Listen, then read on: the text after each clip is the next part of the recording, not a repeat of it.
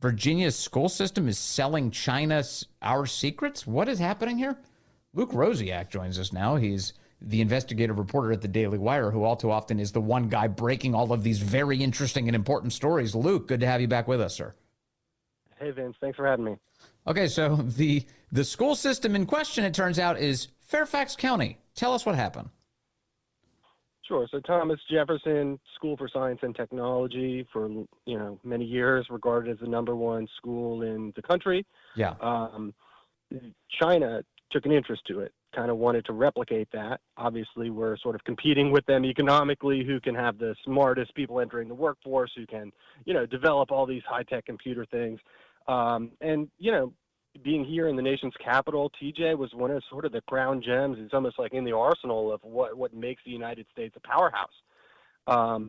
But for some reason, I guess Fairfax County, they only have a $4 billion budget. I guess they didn't give enough money for TJ to renovate. So they created a nonprofit to raise money for a renovation. Well, Chinese entities associated with the Communist Party of China start donating to this nonprofit. But it's not just donations. They're actually entering into contracts to give things to China in return. Those things include physical blueprints to the school, personalized visits, curriculum, and even student work, like actual homework assignments that kids made. They just kind of gave over to China without getting permission from the kids or anything.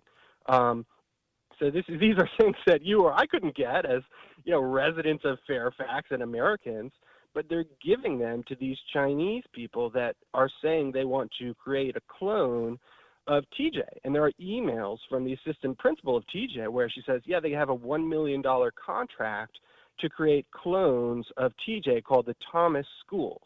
And sure enough, if you typed it in on Google, you'll see this Chinese website where they now have 20 things that they call the Thomas Schools that are clones of TJ in China, designed to make Chinese kids be these really smart scientists.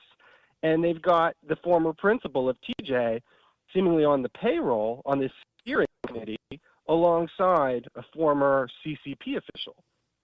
So they want to renovate. I'll just take it back in time and make sure I summarize this correctly. They want to renovate TJ. They launch this outside organization to raise funds to do it. China becomes a massive donor to that organization in exchange for obtaining the blueprints and even the private student schoolwork of students who attend TJ? Yeah, that's right. And so this all occurred between the years 2014 and 2021. And it looks like this nonprofit, the Thomas Jefferson Partnership Fund, I think raised about $7 million in that time, $6 million. And most of that money, $3.6 million, came from China. So why didn't we know this until now? If this was so great, why wouldn't they brag about this as it was happening? So Fairfax County tried to conceal this at every turn. We know about this thanks to the activist parents group, Parents Defending Education. They submitted some public records requests in their Freedom of Information Act. Well, Fairfax came back and said, to get that info, you're going to have to pay us $37,000. So, number one, it shows you how much correspondence they had with the Chinese, that there would be this much paperwork to go through. But also, they're trying to charge Americans 1% of the money they got from China. China created 20 schools based on this proprietary IP about Thomas Jefferson, and they sold it to them for $3.6 million. Meanwhile, they're going to charge Americans about 1% of that total amount just to read the paperwork about this. So they give, and this has happened to me as a reporter, they give you these inflated, almost absurd dollar amounts to get these FOIAs. And, I've been a reporter for a long time, and you get them from the federal government. Usually it's no problem. Sometimes they take a long time, but it's free. And with Fairfax, I've never encountered any government agency that does this to the extent Fairfax does. They'll often just reply, well, that'll be thousands of dollars, so you probably want to drop your request. With me, a lot of times they don't even give you a dollar amount. They just say thousands of dollars. So Parents Defending Education called their bluff. They said, all right, $37,000. All right, well, who do we make the check out to? So you can just picture FCPS kind of freaking out at that point, like, oh, my God, they're actually going to pay? We just figured they would drop it. And so Parents Defending Education deserves a lot of credit here. They actually paid a lot of money to get these records that we as Americans and Virginians should have had a right to automatically. And it exposed it, and it showed kind of why they didn't want to turn it over, because it showed that the school directly, and the principal was on the board of this nonprofit. And so now you have Fairfax kind of came in and said, well, it wasn't us, it was a nonprofit, and it wasn't a contract, it was a donation. All those things are contradicted by these records. They show them literally referring to it as a contract, and they show the school doing things pursuant to this contract. So if it was a nonprofit, then how did they have the power to send teachers over to China? How did they have power to access student work and blueprints to the school? The principal was on the board of this nonprofit. So it's this insane arrangement with obvious national security ties. And here we are basically in Fairfax County. We've got, CIA headquarters is here. Pentagon is a few miles away. If anything isn't on the national security radar, if national security implications should clearly be on our radar. But you have the president, the previous president of TJ, Evan Glazer, saying, well, it would have been racist to discriminate against them because of national origin. Well, also, we're not talking about Asian immigrants. We're talking about people who currently work for the government of China. Also, I mean, doesn't it stand to reason that now China has its fingers in a school where you have high-achieving American children, perhaps the children of high-achieving adult Americans who are perhaps in our government, work in it or in support of it. Many of these children will go on to very important professions given their aptitudes. It does seem that it may be a big problem. Yeah, and I mean, there's emails here where a Thomas Jefferson employee wrote that Chinese officials wanted a, quote, how to clone TJ handbook. Yeah. They requested student materials, a list of lab equipment, and so on. And they said, you got to put it on a thumb drive because Dropbox isn't accessible in China. And so, the current principal, Ann Bonita-Tibis, was involved as well. As this contract was coming to an end, China basically ramped it up and said, look, we need all the information now because we're building these schools in China. Yeah. And and by the way, so looking at these tax records, they try to say some of it was for cultural exchange.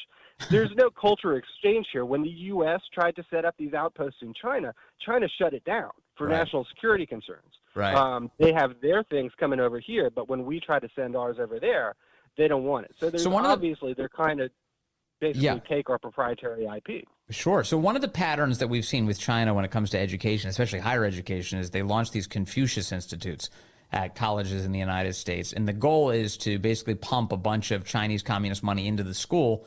And in exchange for taking that money, the school promises to teach China's version of events and history. In other words, in order to spread Chinese communist propaganda inside of our higher learning institutions. Do you see evidence of that within TJ?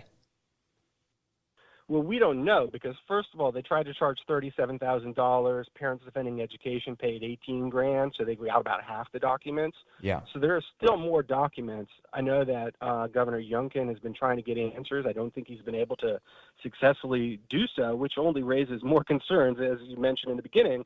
If you were proud of this, you wouldn't be hiding it, and they're being very cagey about it all. But, to your point about Confucius Institutes, University of Maryland, just a couple months ago in July, entered a settlement with the Department of Justice where they agreed to pay $500,000 to resolve False Claims Act allegations because they were also hiding money from Chinese government involved in military projects. There's obvious national security concerns. There's economic competitiveness concerns. And these are, this is an American school that is pretty important to our country. So the whole thing is just kind of bizarre. All to just for like $3.6 million. They just kind of handed it over. And as you point out, a spokesman for Glenn Youngkin indicated to you that the governor is very concerned about this and what it means, and that the Virginia Department of Education is going to get to the bottom of this. What about at the federal level, if you know anything about that? My understanding is at the federal level, there's normally supposed to be a review process of foreign investment in the United States. Would this trip any wires? I don't know. That's a good question, how that would apply to K through 12. I know that there's been for many years, spanning multiple presidential administrations, real concern about China's attempts to, because they spend a lot of money on what they call the United Front, which is basically efforts to manipulate foreign countries and basically conduct espionage and so on. Again, it was even, in the Biden administration that they're pursuing University of Maryland and others. I've heard that it's kind of become, the Biden administration is less hot on it than prior administrations were, but even Biden is not cool with China coming in and trying to basically get an edge by cloning things, cloning our most valuable assets. So yeah, there could be some legal issues here. There could be some tax issues about, they're saying this was a nonprofit. They're saying it was a donation, but the nonprofit is giving away things that aren't theirs to give. And it isn't a donation. It's contingent on, it's got strings attached. But the other thing that's kind of interesting is that TJ, at the same time that these Fairfax County school officials were selling the recipe to this high-performance school to China, they were kneecapping the American version by getting rid of the merit-based admissions that made it what it is. So China is trying to replicate the TJ of, say, 8 years ago, where it had the #1 test scores in the country.